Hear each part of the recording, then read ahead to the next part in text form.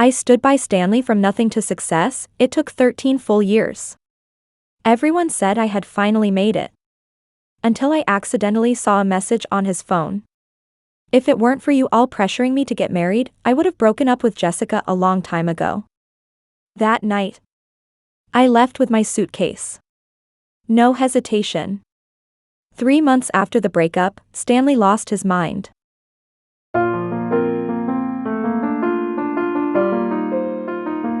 Chapter 1. 3 a.m. Stanley's phone kept ringing and buzzing. He was fast asleep beside me, his heartbeat calm and steady. I stood by the bed, staring at the barrage of messages on his WeChat. Among all the congratulations for his proposal earlier that day, the ones that stood out the most were over 20 furious texts from his mother. Out of curiosity, I clicked in. "You little brat, how could you say something like that? Are you even human? Back when our family hit rock bottom, Jess was there eating plain rice with you. Now you've made it, and you've forgotten everything? If you dare hurt Jess, I swear I'll hang myself." I frowned. Those weren't the kind of things you'd expect to read at a time like this. Earlier that day, Stanley had proposed to me in a grand gesture, on a yacht, in front of all our family and friends, getting down on one knee and presenting a ring. That ring was still snug on my finger, even though I never really wanted it that much. I scrolled up and saw Stanley's own messages. "Mom, I only feel a sense of family with Jessica now. If it weren't for you all pushing me to marry, I'd have broken up with her. No matter how much you love someone, 13 years is enough to kill the spark." Curiosity faded. I wasn't even surprised, like I had seen it coming. I didn't feel heartbroken either. Instead, I felt an overwhelming sense of relief. After all, Stanley had started acting strangely 3 months ago. Back then, I thought he was just tired from work, so I didn't question him. I didn't throw tantrums or act clingy. I even made his favorite pork bone soup and brought it to his office. But his secretary turned me away at the door. I stood outside with the soup for 5 hours before Stanley finally came out, with a stunning female business partner walking beside him, the two of them chatting and laughing. When he saw me, his expression turned visibly stiff. Ignoring everyone else around, he said coldly, "Why are you still here?" That's when I realized the soup had gone cold. And so had his heart.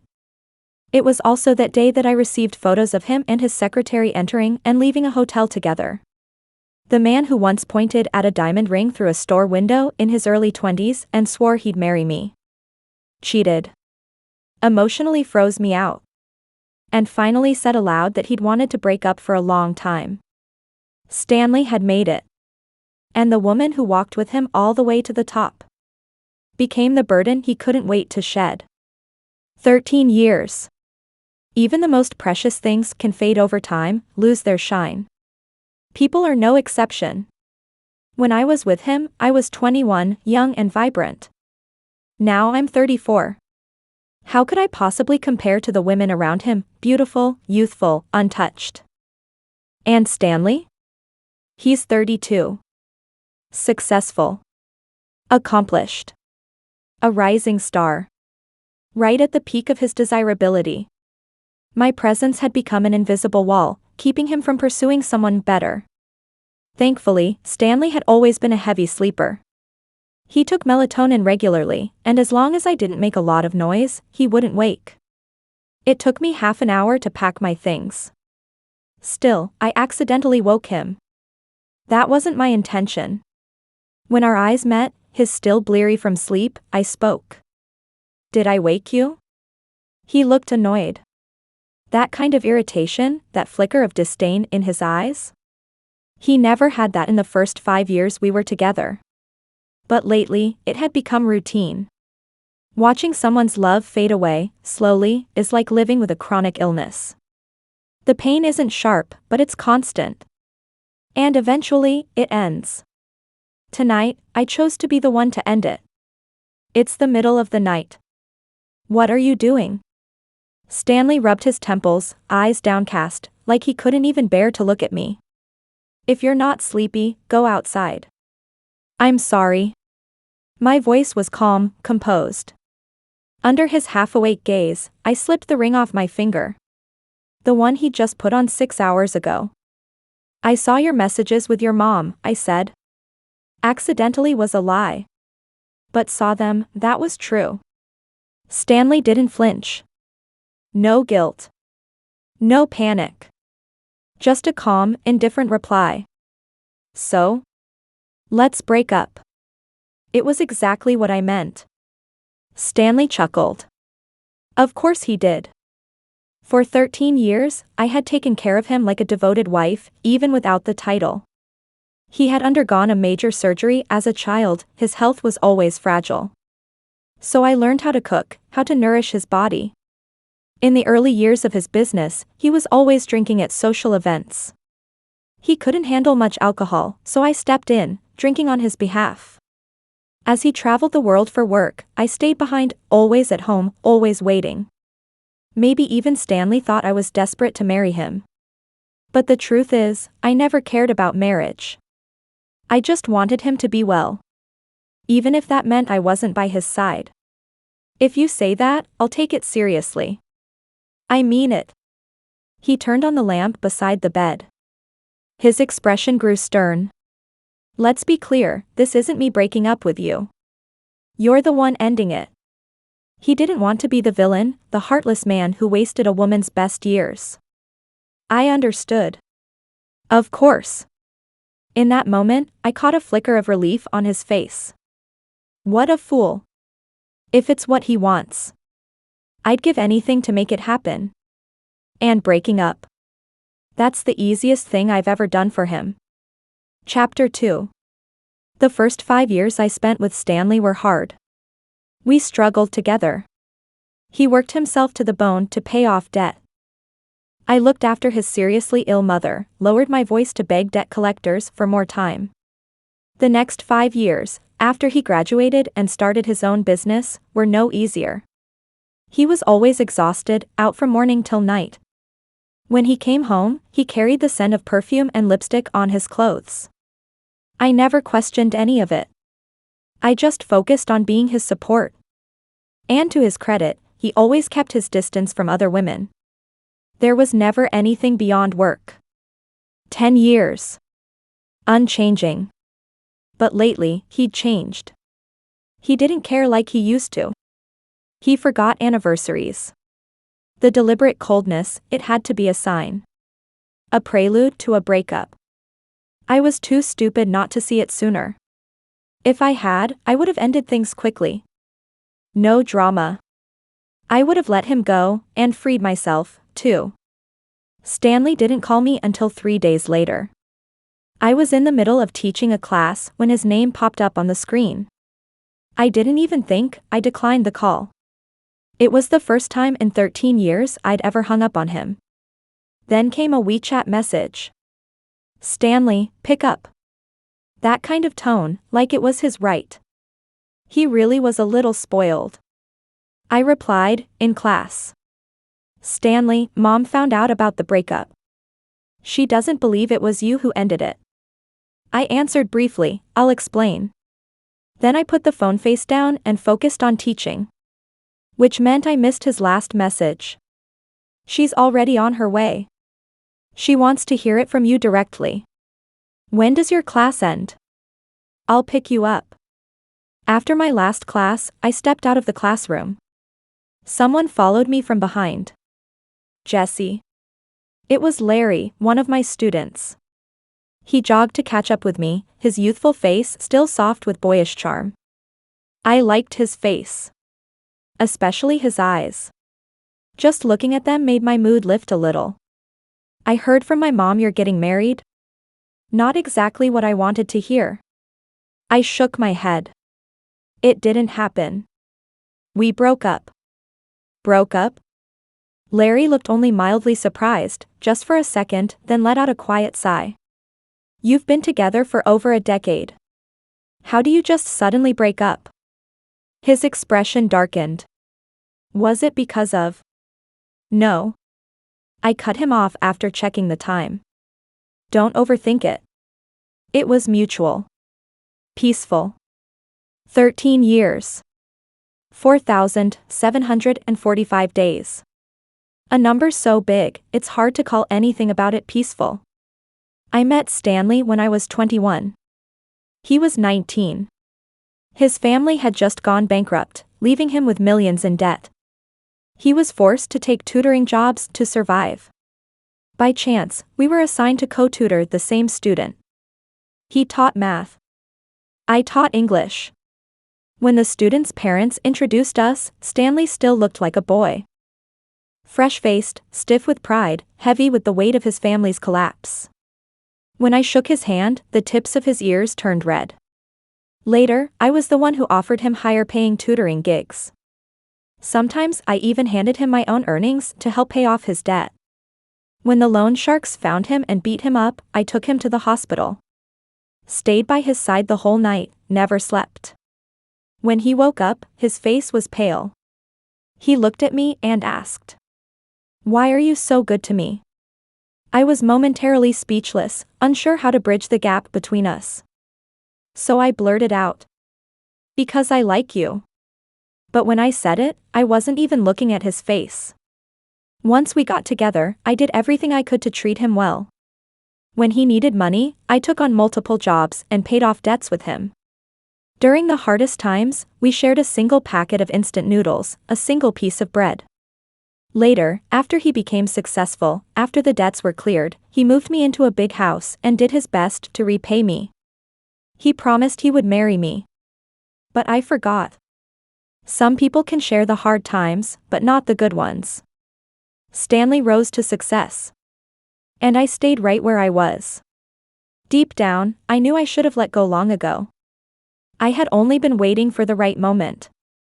Chapter 3. Larry walked with me out of the school building. It had started to rain. He tilted the umbrella so most of it covered me. He talked a lot, loud and lively, but thankfully his voice was nice to listen to. I smiled faintly and nodded from time to time. The area in front of the school gate was packed with cars, traffic jammed in both directions. I didn't notice Stanley's car until I heard the sharp honk of the horn. Larry and I both turned. Stanley's face was dark with fury. I said, "Goodbye," to Larry. Stanley watched as I got into the car, rainwater dripping down my hair. I remembered once, when I had only caught a cold from a breeze, he had looked at me with teary eyes and said that when he had money, he'd never let me suffer again. Well, he had the money now. But the not letting me suffer part? That was a lie. Still, I didn't blame him. I didn't resent him. On the contrary, I was content with how it ended. I used to feel guilty. Stanley said suddenly, breaking the silence. But I guess you wanted to break up too. You left so cleanly. I ran a hand through my damp hair. Even if I no longer owed Stanley any explanations, I still gave one. Because what I feared most was upsetting him. Any emotional instability could affect his health. That was Larry. You know him. Just a younger brother to me, that's all. But I've seen the way you look at him. It's different. I froze. I had nothing to say. It was the same feeling as when Stanley once asked why I treated him so well. I felt guilty. And I couldn't answer. Stanley drove slowly the whole way. His mother had arrived early that morning. She looked like she'd been crying, eyes red and swollen. As soon as she saw me, she grabbed my hand and wouldn't let go. "Jess, tell me the truth. Did that boy do something to you? He said you two broke up. But everything was fine just a few days ago. You were supposed to be getting married." So many questions. I didn't know where to start. Stanley walked past me without emotion, helping his mother to sit down. He gave me a cold glance, like he was urging me to speak. As if once his mother was convinced, he'd finally be free. I gave him that freedom. Because I could never bear to see him upset. It was me. I ended it. I hadn't planned my words, hadn't prepared for the sight of his mother's tears. Back when Stanley was too busy to care for his ailing mother, it was me who stepped in. I treated her like my own. Back then, Stanley's mother used to say I was a good girl. She only recognized me as her daughter-in-law. She urged Stanley to marry me as soon as possible. Before time dragged on and problems came up. Her words turned out to be prophetic. Because now, the problem had finally come. I opened my mouth and summoned all the skills I developed over the years at spinning half-truths. Auntie, Stanley and I just aren't right for each other. It's better to split early, so we don't hold each other back. When I said those last 4 words, I clearly caught the flicker in Stanley's eyes. Something dark passed through them. Chapter 4. News of the breakup spread, starting with Stanley's mother. Then came our mutual friends, one after another. Each of them messaged me, full of disbelief and regret. After all, it had been 13 years. A love story that long, ending like this. It was bound to make people sigh. I was still busy explaining when a WeChat message from Larry popped up. Larry, Jesse, my mom hurt her foot. She says she really misses you. Larry's family lived out of province. To visit his mom, I took time off and traveled out to see her. But on my very first day at the hospital, I ran into Stanley. He didn't look well. His complexion was pale. In the past, if I'd seen him like this, I would have dropped everything to rush to his side. I would have fussed over him, asked if he'd eaten, if he'd slept. But now, the woman by his side wasn't me. I recognized her, his secretary. She was the one who had blocked me from entering Stanley's office. The one who had been photographed with him outside the hotel. After our breakup, they got together. It felt natural. I didn't feel sad. Instead, I truly hoped Stanley would be happy. If he was happy, if he had someone new to take care of him, then I could finally leave with peace of mind. Helen, Auntie Helen, Larry's mom, sat beside me. She tugged lightly at my sleeve. Jess, do you know that man? We weren't together anymore. And now that he had someone else, I had no reason to walk up and say hello. It would only create misunderstandings. I don't, I replied. When I went downstairs to pick up Auntie Helen's X-ray images, Stanley's secretary blocked my path. She was still green, young and inexperienced, but tried hard to carry herself with poise and professionalism. Miss Smith, Winnie said, hesitating slightly. The boss is upstairs. Do you want to go see him? I had to admit. I was a little worried about Stanley. All those years we spent together, I would have given him my own health, my own life, if it meant he could live longer. I learned to cook, learned to make soup, just to nourish his fragile body. Before him, I'd never touched a stove in my life. Even after the breakup, what I worried about most was still his health. How is he? Is he feeling unwell? Did his old condition flare up again? I hadn't meant to ask that last part. But the concern came out before I could stop it. A flicker of something passed through Winnie's eyes, suspicion, maybe. He drank too much at a work dinner a few days ago. His stomach's been bothering him. I let out a quiet breath of relief. Then I won't go up. To Winnie, my words were probably a huge relief. But my follow-up didn't sit well with her. If anything else happens, if Stanley's not feeling well, please let me know. And he does have a weak body. You'll need to keep an eye on him. Miss Smith, you and the boss have already broken up. She wasn't wrong. I gave her a small smile, no malice in it. I know. That's why. I just want to know how he's doing. That's all. It's important to me. When I went back upstairs, Stanley was sitting beside Auntie Helen. The two of them were talking about something, both of them smiling. When he saw me, Stanley stood up. His voice dripped with sarcasm. All these years together, and you never told me you had a godmother. A godmother? Well, something like that. We had been this close to making it official. Just that close. Stanley walked away. Helen watched his back as he disappeared down the corridor. She reached over and gently held my hand, her expression wavering. When I looked down, I saw her eyes brimming with tears. Jess? Was that him? I nodded. She smiled through her tears and gave a small, trembling nod. On the ride back, Auntie Helen patted my hand, trying to comfort me. He's a good boy, she said. You should cherish that. Stanley was a good man. Hardworking, kind, thoughtful. Even now, I still remembered the day he earned his first big paycheck. How he handed me the bank card with shaking fingers, his whole face flushed, eyes wide and nervous, unsure of himself. He said, "From now on, all my money is yours to manage." I told him it wasn't necessary. But he insisted. He looked me in the eye, his voice soft but certain. Jessica, do you know what it means when a man gives all his money to a woman? He was 25.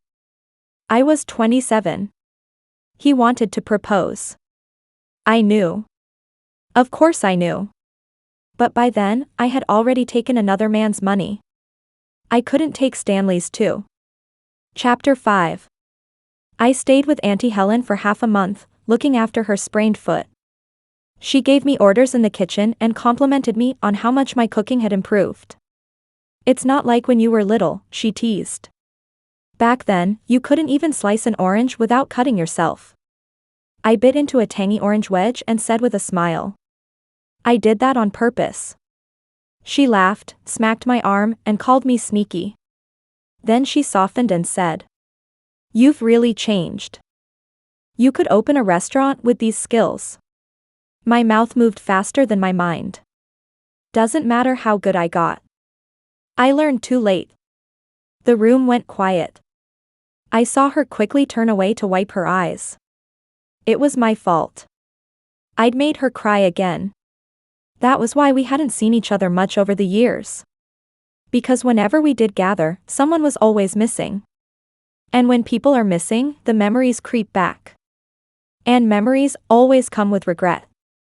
Before I left, Auntie Helen walked me to the station. She seemed like she had so much to say, words hovering on the tip of her tongue.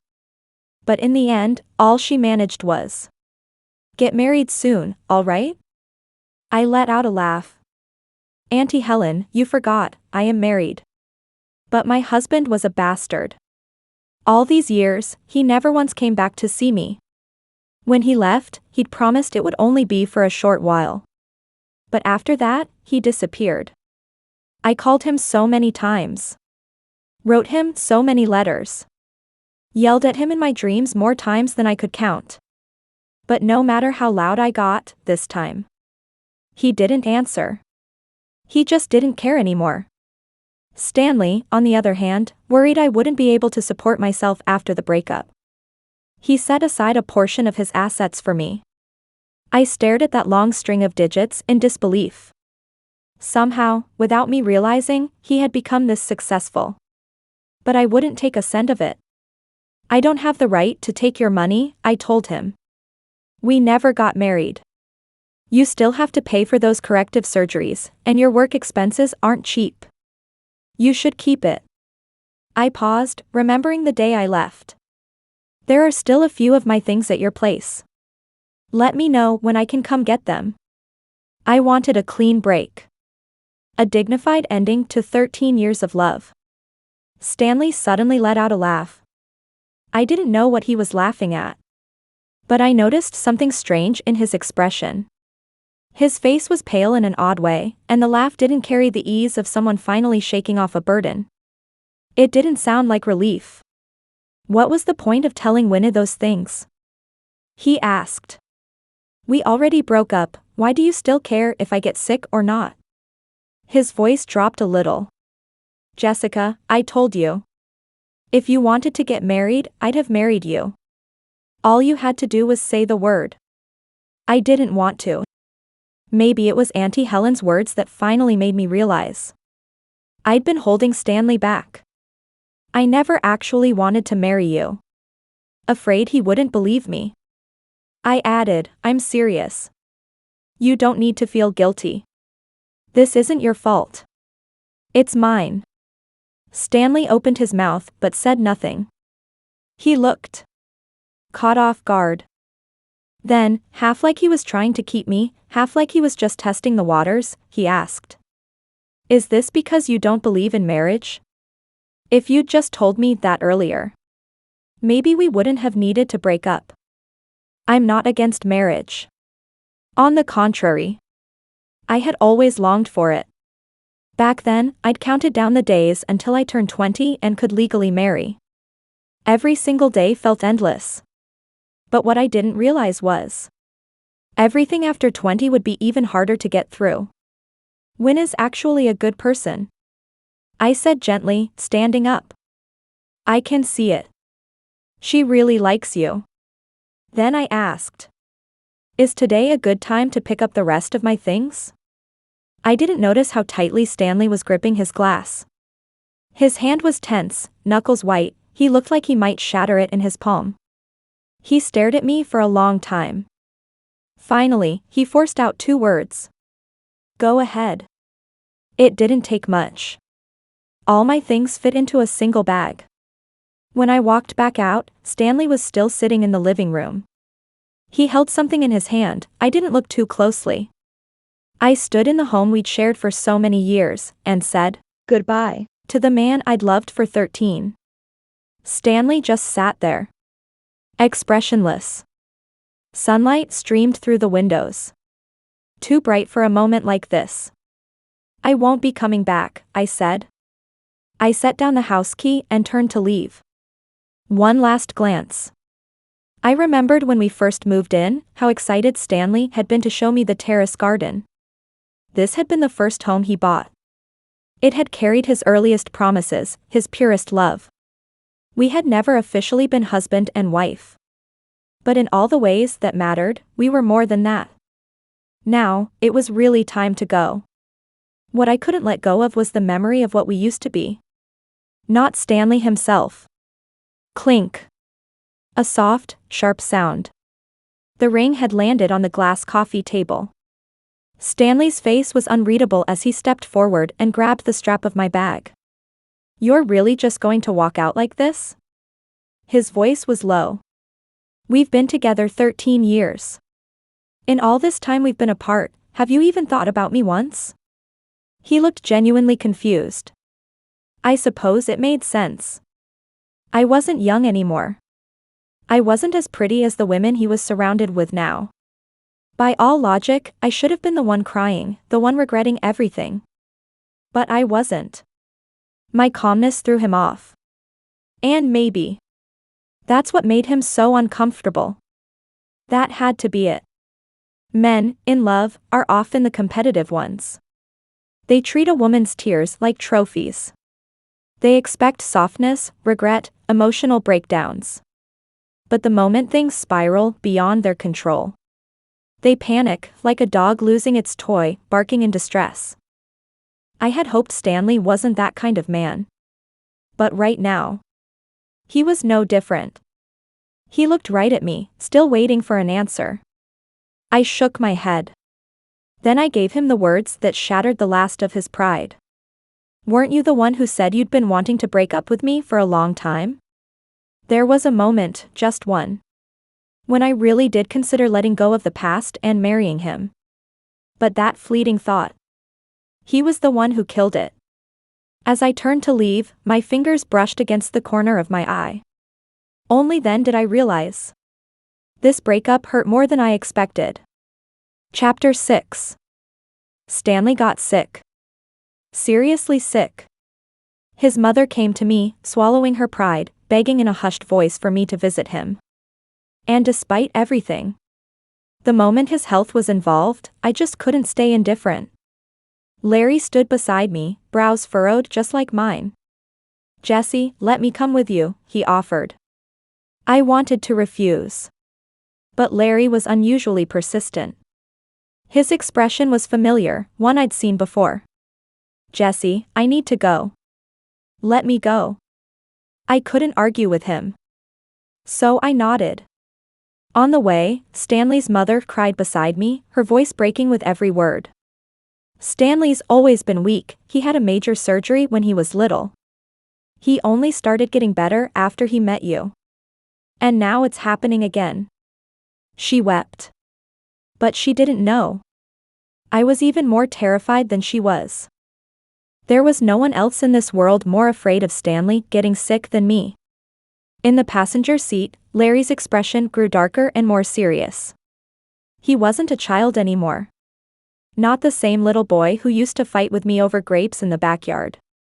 Turns out, he had known all along.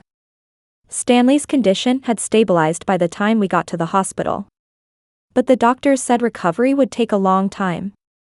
Time and ongoing treatment.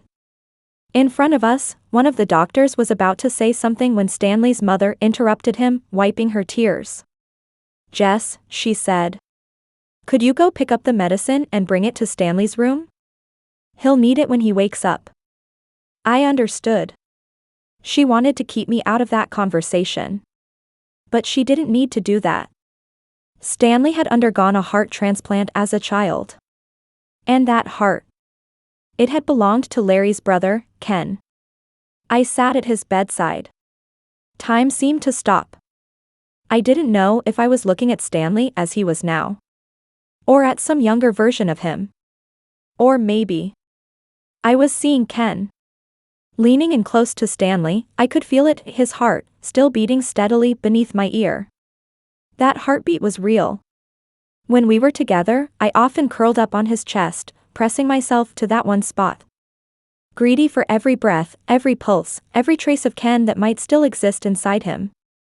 I knew it wasn't right. It wasn't fair to Stanley. So I gave him everything I could.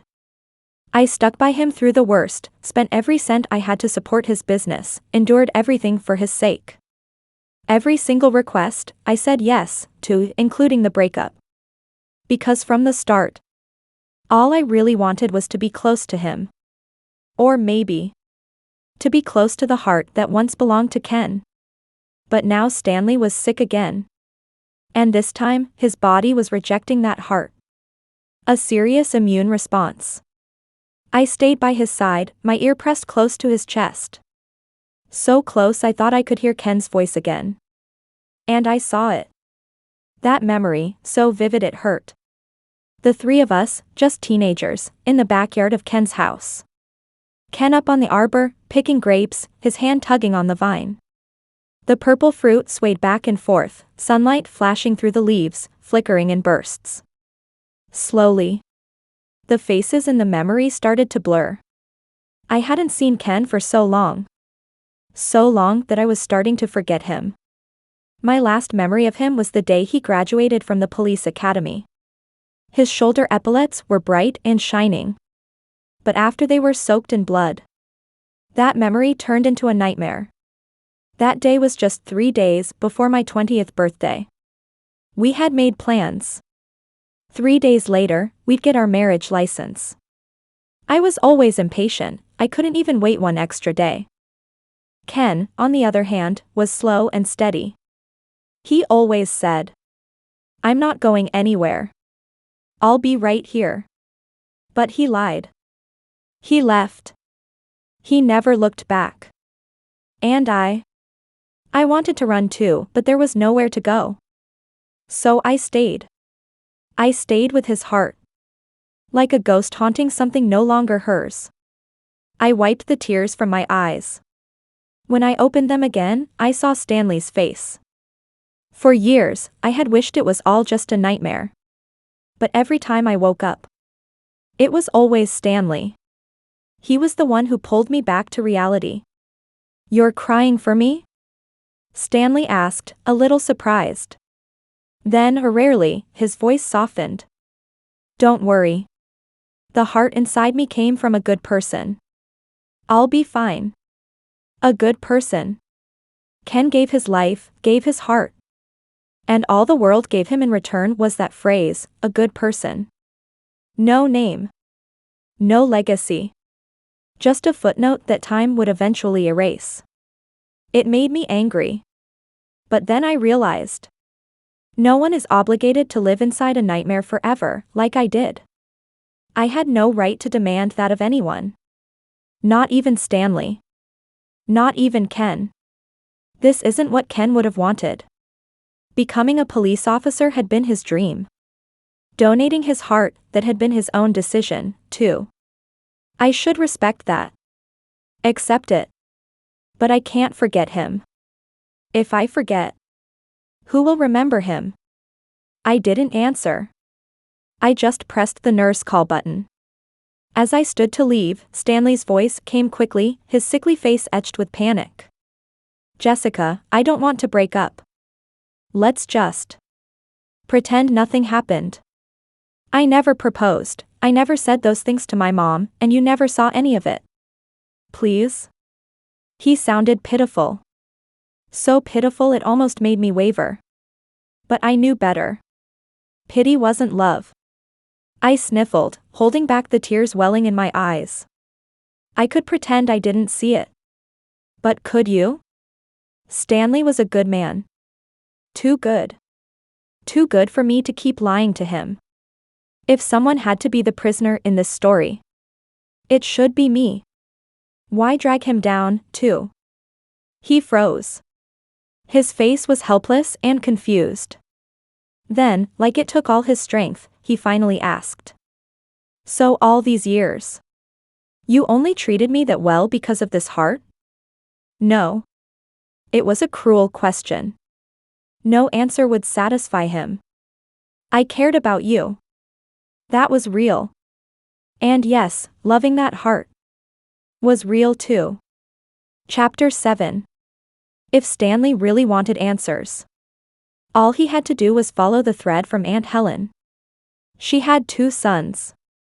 One was Larry, the one who was always around me. Stanley knew him. Larry called me a sis-in-law, but never once called Stanley brother. Because in his heart, he only had one brother. The one who died 14 years ago. And what a death it was, loud, heroic. Back in the days when information didn't spread so fast. It started with the local news. Then the newspapers picked it up. For a time, every front page was about Ken. How brave he'd been, how he'd fought with criminals. How he was stabbed 13 times before finally dying. They talked about it for weeks. But news never stays still. New stories came. And Ken's name faded away. Within a month, no one remembered. Within a year, it was as if it had never happened at all. But if you searched online, you could still find the little fragments. They weren't hard to find. If Stanley found them, I wouldn't be surprised. I never meant to hurt him. Being lied to by the woman you've loved for 13 years. That alone is already devastating. But what's worse? The heart that was betrayed is still inside him. If Stanley was hurting, that heart was hurting too. Larry had always stuck close to me. He wasn't much of a talker, even as a kid. Ken used to call him our dumb little brother, and I followed suit. Larry would stomp his foot and shout at me. I'm not your brother. Ken would laugh. Why not? She's not my real sister. Then how about future sister-in-law? Larry was too young to know what that meant. But I knew. Still, after all these years, he never once called me that. He just kept calling me Jessie, like some polite kid who couldn't see what I was holding on to. You have to let it go, he said. And I just stood there, numb, a tide of memories crashing in. If it hadn't been for Stanley. If I hadn't been able to still hear Ken's heartbeat, I wouldn't have made it this far. I gave a bitter smile, tears welling up. If I really couldn't let go, I would have jumped off a building a long time ago. My parents died when I was young. I was raised by my uncle's family. A place where even drinking hot water came with side eyes and cold stares. It was Ken who pulled me out of that darkness. But later, he went on to save someone else. And never came back. That day, I waited and waited. And what I finally got was Ken's broken, bloodied body. His eyes never opened again. He was in pieces. And my soul died with him. I wanted to follow him, so many times. It was Aunt Helen who held me back. She told me with her own mouth, Ken's heart had been donated. If not for that, I don't think I'd ever have made it through. But I never meant to hurt Stanley. Over these 13 years, I had tried, many times, to hint that we should break up. He just never listened. And now that I'd finally found the courage to walk away, he was the one who regretted it. To make a clean break, I submitted my resignation. The sooner I left this place, the fewer the entanglements. It took over 2 weeks to process. On the day I officially left, I received a call from Stanley's mother. Pleading, crying, begging me to help her find him. Turns out, ever since he'd been discharged from the hospital, he hadn't been doing well. Emotionally unwell. And of course, it had everything to do with me. He'd been lied to for 13 years. And someone as proud as Stanley wasn't going to take that quietly. Chapter 8. I agreed to help. I searched everywhere he might go. From morning till night. Finally, I found his car parked outside the noodle shop where we had our very first meal together. So many years had passed. The place had been renovated. Fresh paint, a new sign, and even the owner's son had grown up. When I stepped inside, Stanley was sitting at a table. There was a bowl of beef noodles in front of him, untouched. I felt a surge of frustration. My hair was a mess. I had been running around all day. I looked exhausted, worn out. And I had missed my flight because of him. What the hell are you doing here? He exhaled a puff of smoke and stubbed out the cigarette in the ashtray. When he looked up at me, I could see how much weight he'd lost.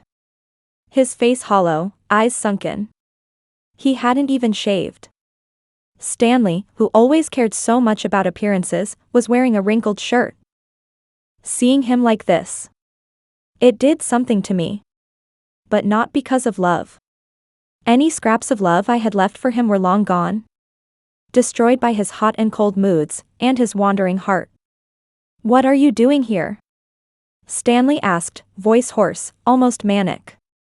Worried I'll do something stupid? Ruin his heart. I sat down across from him, reaching for the one method I used to rely on. I tried to touch his hand to calm him. There was care in the gesture, but also fatigue. Don't do this. Just go home. Your mom's waiting for you. He slapped my hand away, staring into that bowl of beef noodles like it held all the answers. He looked pitiful. Like a stray dog left behind. But he must have forgotten. He was the one who cheated.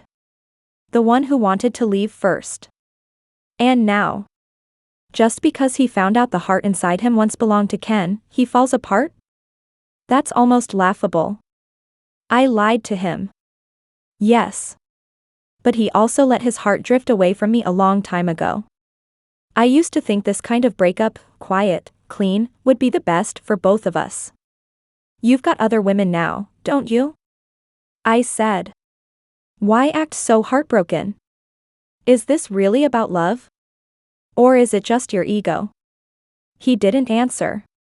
His face was tired, lips curled in a strange smile I couldn't read. I didn't stop. I had to say what needed to be said.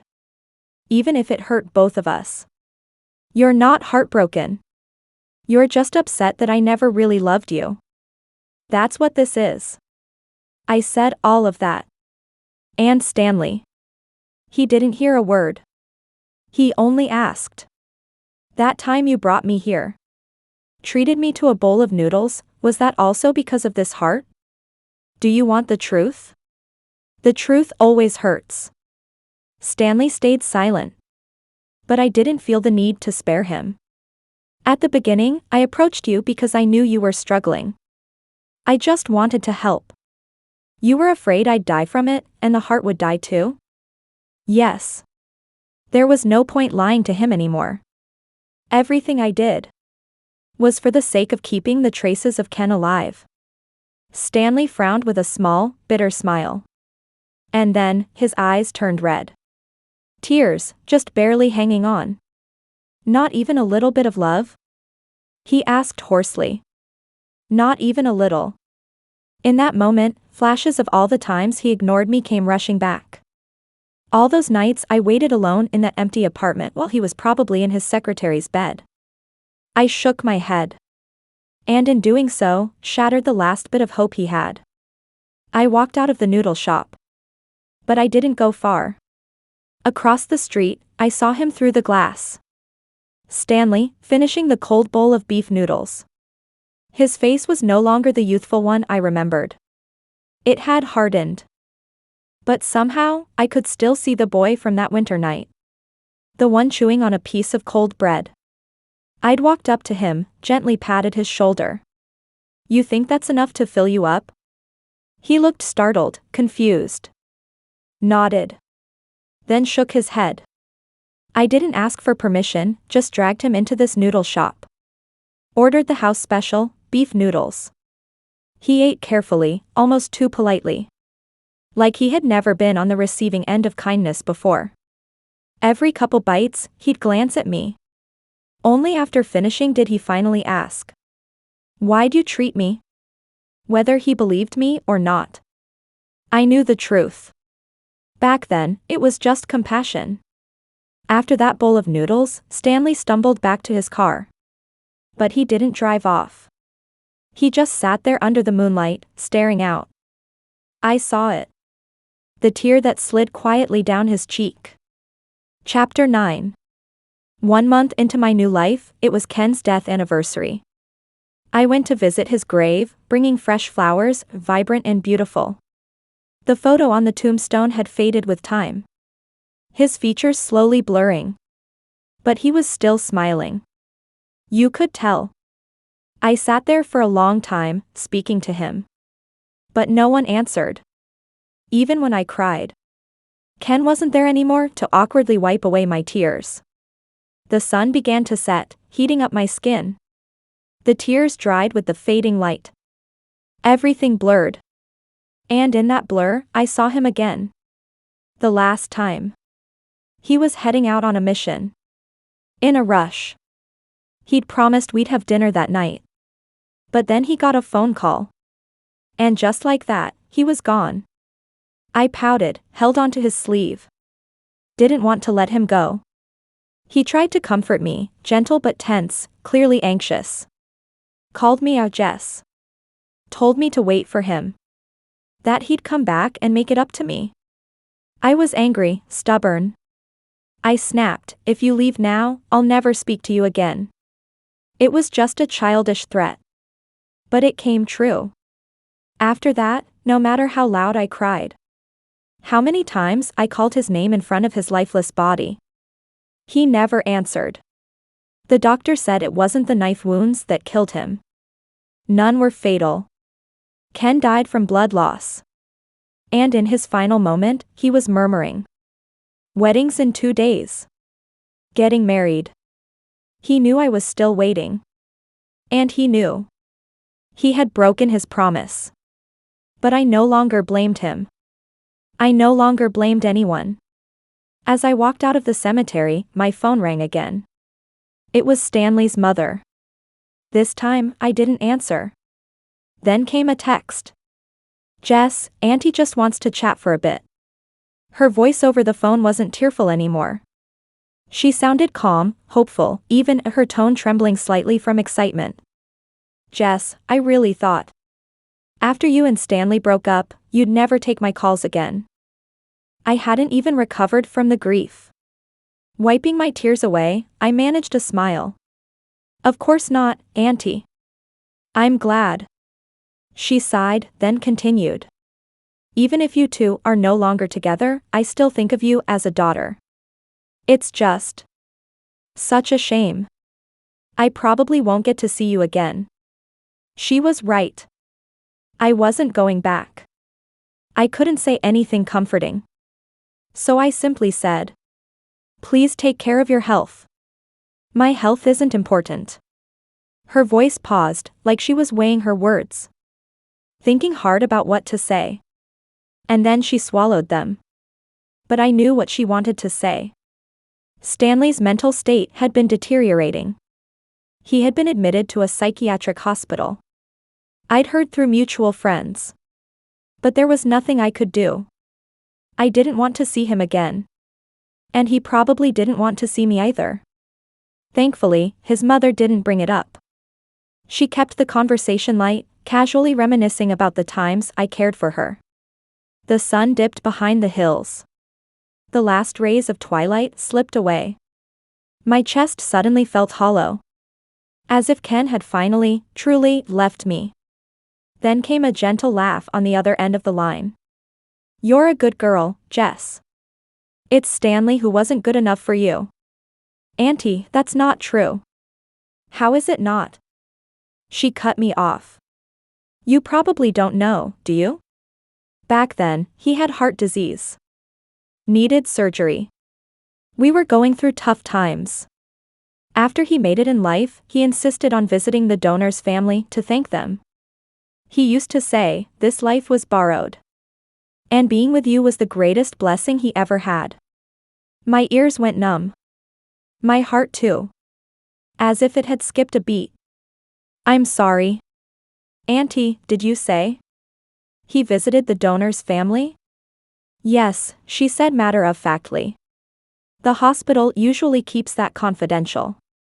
But Stanley was stubborn. The donor was a police officer, so he wasn't hard to trace. The memories came flooding back. Every strange moment between Larry and Stanley. That time in his car, when he'd muttered, "You look at him weird." He knew. He knew Larry resembled Ken. He knew Aunt Helen wasn't just a godmother. She was Ken's mother. And he knew that I was only with him because of that heart. They had all known. All of them had been performing in a play. Just for me. Even Stanley. He orchestrated it all. Just to push me away. To make it easier for me to leave, free of guilt. He gave me everything I wanted. And I ruined him in return. The sun set. The final sliver of light disappeared behind the hills. I sat in my car. Just like Stanley did that day. And cried so hard. I couldn't breathe. Chapter 10. Extra chapter, Stanley's perspective. 6 months ago, I received a thank you letter. It wasn't addressed to me. It was written to Jessica. She donated most of her money. She'd been a teacher for years, and never made much. The luxury items I gave her, she rarely used them. She simply wasn't in a position to afford such a generous donation. Which left only one explanation. She was ready to leave. 13 years together, and I still couldn't make her forget him. That was my failure. The last thing I could do for her was push her away. So she could miss him without guilt. The coldness. The photos with Winnie. Even those messages meant to drive her away. I orchestrated all of it. Just so she could leave without looking back. And she did. Jessica left without hesitation. In all these 13 years, that was the one thing she had longed for the most. Even when we were together, I knew her kindness, her smiles, her tenderness. They weren't meant for me. In winter, she made sure I wasn't cold. In summer, she made sure I wasn't overheated. No matter how busy she was, I was always her top priority. She learned to cook and make soups. Always bought walnuts for me to eat. But was she really caring for me? Or feeding him? Jessica thought she'd hidden it well. Everyone said she loved me to death. All our friends envied me. A girlfriend who stood by me through thick and thin. Who didn't get jealous, didn't throw tantrums, didn't make unreasonable demands. But there was only one reason behind it all. She didn't love me. The moment I found the donor. The moment I met Larry. I knew. That day, Larry showed me an old photo from their childhood. 3 of them stood in a sunlit yard. The boy in the middle. Jessica held his arm, her expression shy and innocent, a blush blooming across her cheeks. That look. I'd never seen it before. When I got home, I exploded with rage. Jessica didn't even get angry. She quietly cooked noodles and asked if I wanted any. Seeing her like that, my fury disappeared. I had his heart. I had Jessica. If I dared ask for her love too, wasn't that asking too much? God, I regretted it. How could I ever yell at Jessica? I held her tightly, for a long time. She touched my chest and murmured, "Don't be upset. It's not good for your heart. Not good for the heart. Especially not this one." For the longest time, I believed one day, Jessica would love me. Forget him. I hinted at marriage many times over 5 years. She gently declined every time. Larry eventually told me. He died 3 days before their wedding. All these years, Jessica had lived like she was already his widow. She would never marry anyone else. I accepted that. As long as she stayed with me. I even tried to become him. Imitated his gestures, the way he dressed. Asked Larry for details, copied everything. The day I walked into the room wearing clothes just like his, Jessica looked up, her gaze calm. She smiled. "Suits you," she said. But I knew she was lying. She didn't care what I wore. She only cared whether the heart in my chest was still beating. After Jessica left, she took part of her belongings and left part of them behind. I thought I could handle it. But every time I opened the door, cold air and endless darkness swallowed me whole. The warmth and sweetness of our past became nightmares. I couldn't stop myself from wanting to see her again. So I confessed to my mother. I told her about the breakup. She cursed me out, weeping, saying the only daughter-in-law she ever wanted was Jess. Me too. The only wife I ever wanted was Jess. But she didn't want to be my wife. After we parted, I kept asking myself, were those 13 years really void of love? I didn't believe it. I couldn't. That's why I brought Winnie to meet her. I hoped, just a little, that she might show jealousy, anger, hurt. But she didn't. Instead, she gently told Winnie, "Take good care of him." I wanted to see her so badly. I resorted to low tactics. Used money as an excuse just to get her to meet me.